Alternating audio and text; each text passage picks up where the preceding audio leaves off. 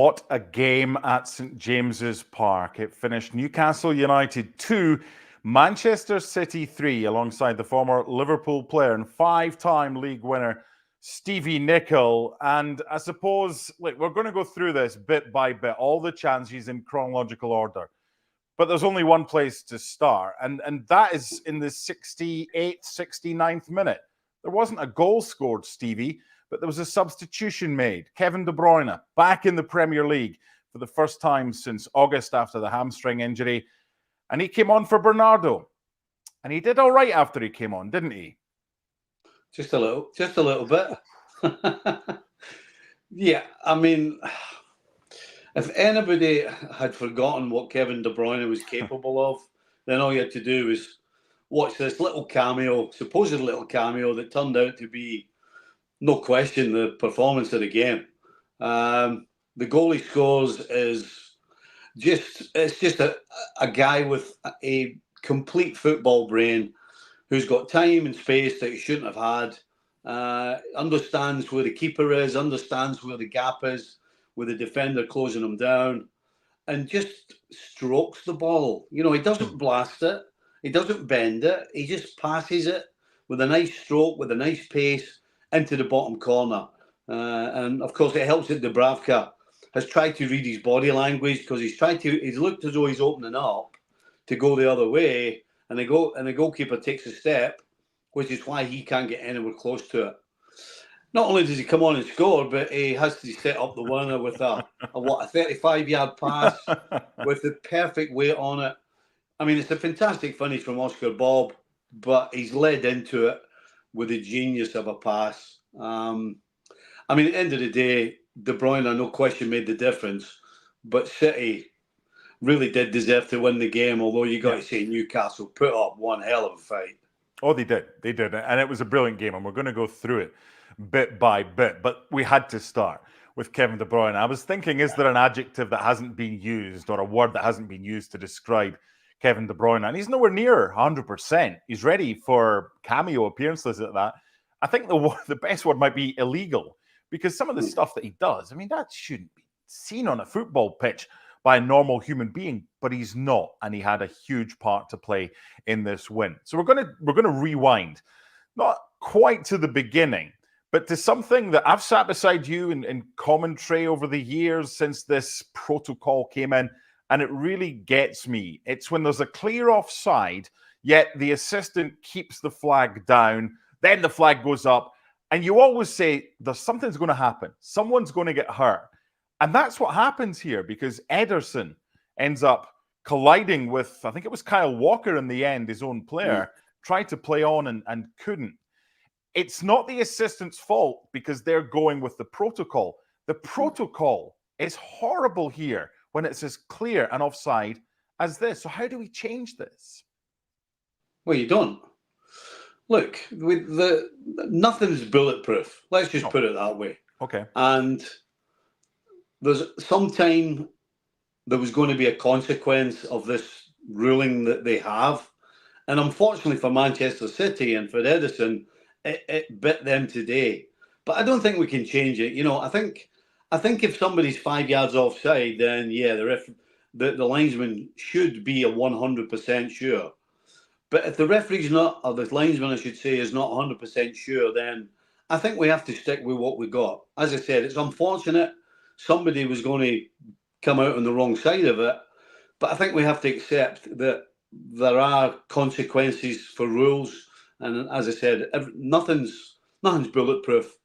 But unfortunately for City and Ederson, he came out on the wrong side of it. Yeah, Ortega coming on for him. The point I've got with this, if it's 4 or 5 yards offside and it's obvious to everyone, stick the flag up. If it's close, keep it down. I understand that. And there might be collateral damage after that when it's close. But anyway, that's not... Sorry. Yeah, officials and me don't really usually see eye to eye or get on very well. They certainly haven't throughout my career, but I have to stick up for the linesman on this occasion. Oh, it's not his fault. It isn't. No, it's not his fault. He's just going with the protocol.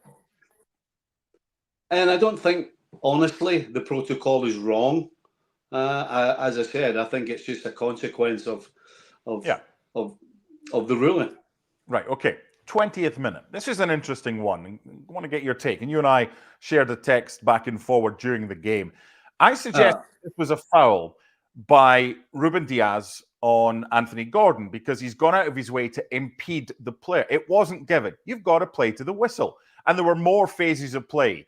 Even if it was decided by VAR that it was a foul, there were far too much has happened. That goal's never going to be chalked off. It was a brilliant goal. The delivery and the flick by Bernardo for the opening goal. Kyle Walker was providing it there. But that's a foul in the build-up, isn't it? 100%.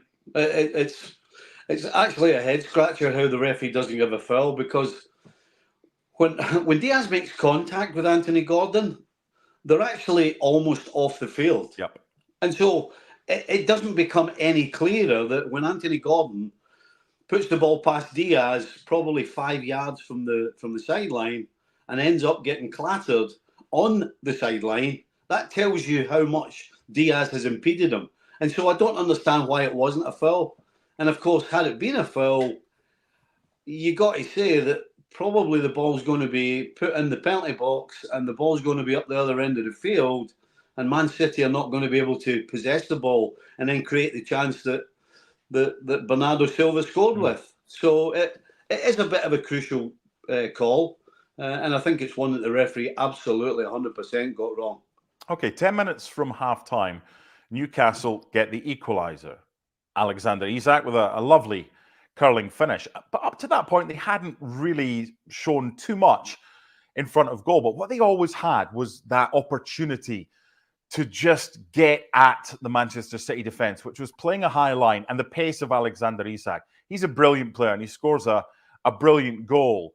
And at that stage, you're thinking, well, it's a matter of time before City get a second.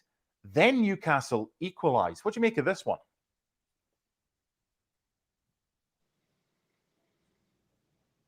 Stevie having one or two issues, I think, possibly hearing.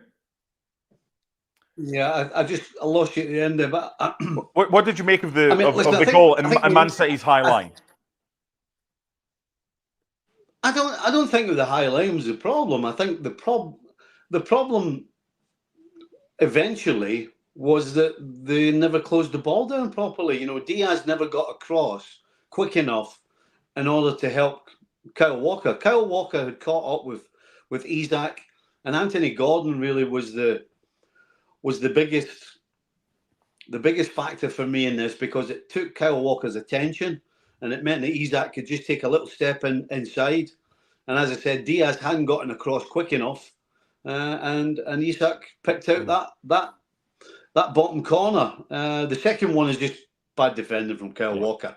You know, he should have gotten closer. He didn't.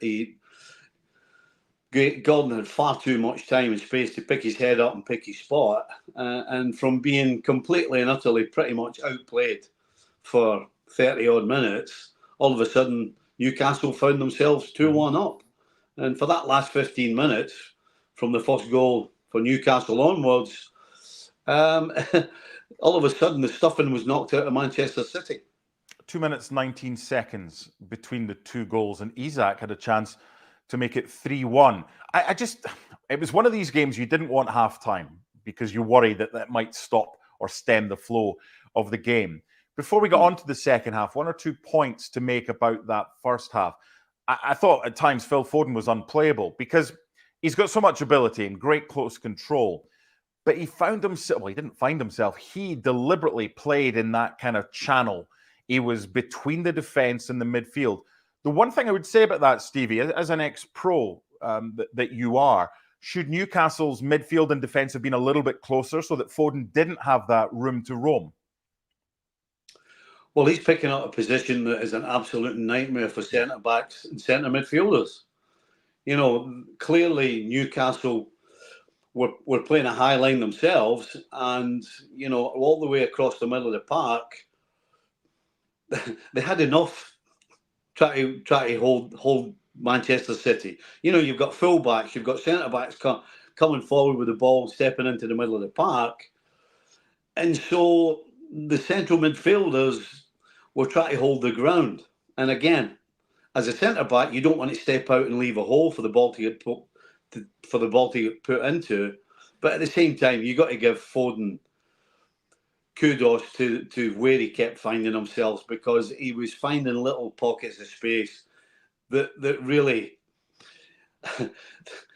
there's no page in the book to try and pick somebody up who's that good at finding that little pocket. There really isn't, So yeah, you got to give it to Foden, and you got to give it to City that they took advantage of that. Probably when it came to putting the ball in the net, they didn't quite take enough advantage of the possession they had, and certainly the possession that Foden had.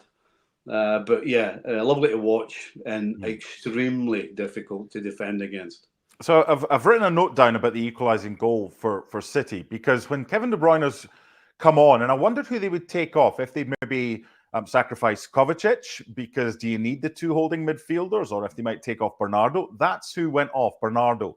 So Phil Foden kind of drifted over to the right-hand side a little bit. And the goal that Kevin De Bruyne has scored is similar to the position that Foden was taking up in the first half. It's between the lines. And again, Newcastle getting caught there. But Newcastle have got to do better against a player who's one of the best in the world as an attacking and creative midfielder. So praise, yes, for City, but what about Newcastle's inability to close down Kevin De Bruyne here? I think we shouldn't forget that Newcastle, from the first whistle to that point, had been chasing the game pretty much. Tired, I spoke about the 15 minutes before half-time where Newcastle were in the game. But either side of that 15 minutes, Newcastle were defending for their lives, trying to keep a good shape. But they were also, whenever they got the opportunity, trying to get forward and create and score goals, which is why they got the 2 goals in the first half. So it's a little bit of tiredness, and also the fact that they had tried to go forward just before that and couldn't quite get back as quickly as they had done in the first half, which ended up giving De Bruyne a little bit more space. I think there's no question that the difference between certainly the second part of the second half and what we saw Newcastle doing defensively in the first half, they weren't able to do it because they were just gassed. And you saw the bench. Newcastle had no bench. No. We're talking how great De Bruyne has been, but he's come off the bench. Can you imagine I'm being able to bring somebody like him off the bench? And they didn't even bring. He was tired as well. They didn't even bring Grealish on. They brought Oscar Bob on. So yeah, Newcastle had nothing on the bench. So listen, for me, the majority of the second half, Newcastle, it was all about them defending as well as they had in the first half, pretty much, and somehow trying to keep City at bay. When he was celebrating the goal to get it back to 2-2, Kevin De Bruyne, he kind of let out he was tired after 5 minutes. Just the intensity, and I know he played a little bit in the FA Cup, came on there in that comfortable win, but he hasn't played since the first game of the season. And I read an analysis piece from a medical professional talking about sportsmen and sportswomen who've had long-term injuries.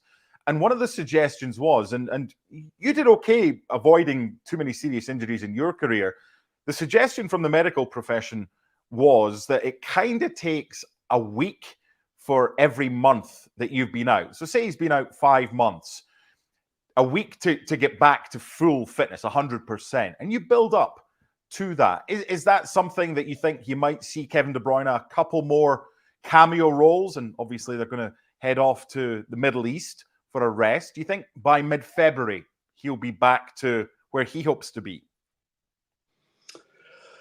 It's a tough one because it was. Listen, we say it's a hamstring, but it was a bit more than a hamstring. This wasn't just a little bit of fatigue.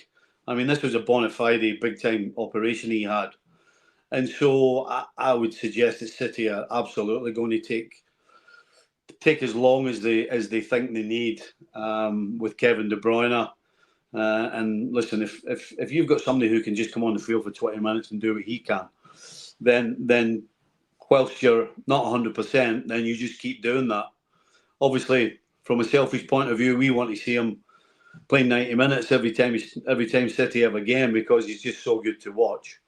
I think as well, Mark, you've got to understand that not only being out for such a long time, it takes your lungs a little time to get used to the pace of the game as well. Mm-hmm. And this game was played at a great pace from Yeah. start to finish, and so that blowout is him trying to get his win back as well.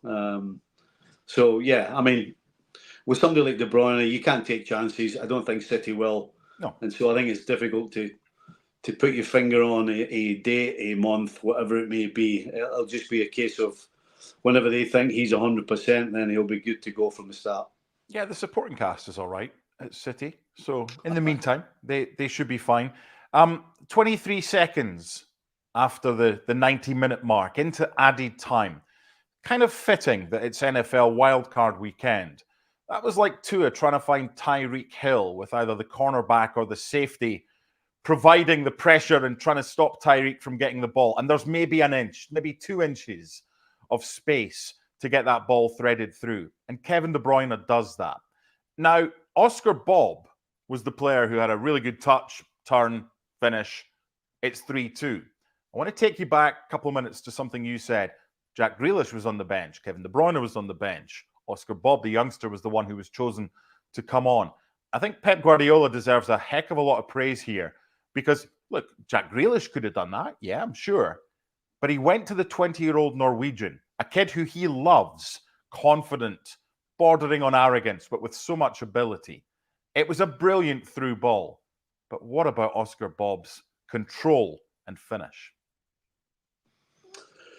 The composure at the end to go round the goalkeeper, for me, is the real crux of the matter. You know, he got a little fortunate. His first touch was to go past Trippier. Trippier gets a touch on it, but from there, you talk about an old head on young shoulders, summing the situation up, waiting for the goalkeeper to go down, taking it to the right with your left peg, and then sliding it home with your right peg. I mean, the speed of thought, the composure, and then to execute that for a kid. I mean, that's scary. That's scary. What's going to happen when this guy matures? I mean, what a finish! Just absolute world-class finish. I suppose it would be remiss of me not to mention there's 2 Scots sitting here, and Scotland finished above Oscar Bob and Erling Haaland's Norway to qualify for the Euros. But that's for another day. It would be very petty of me to mention that on this live stream. I'm going to end with the following. Stevie Nicol, former Liverpool player whose club are 2 points clear now of Manchester City at the top of the table, having played the same number of games. Forget your allegiances. Would you rather be in Liverpool's position right now with a 2-point lead, or with Kevin De Bruyne coming back from injury and Erling Haaland back next month, would you rather be in Manchester City's shoes, 2 points behind, playing catch-up as far as who's going to win the title is concerned? Well, it's not a great question because it's not black and white the way you're making it. Anybody would tell you generally that, well, I'll go with the team that's sitting 2 points ahead at the top of the league. The fact is, Manchester City are the team to beat. Manchester City are still the favourites, whether they're 2 points behind Liverpool or anybody else. So it's not a straightforward answer. It's not a yes or no. You know, City are still favourites, and City are the team to beat. It's been a while since you accused me of a stupid question. I miss those days. So thank you for that. A brilliant game. They're plentiful, don't worry about it. I know, they're just rather long today. Great game. Brilliant game of football. Thoroughly enjoyable. And ultimately, it was settled by a brilliant footballer. A goal within 5 minutes of coming on, and then an assist for a young 20-year-old Norwegian as Newcastle had a 2-1 lead, but it's Manchester City, the defending champions, that come back and win by 3-2. Bye for now.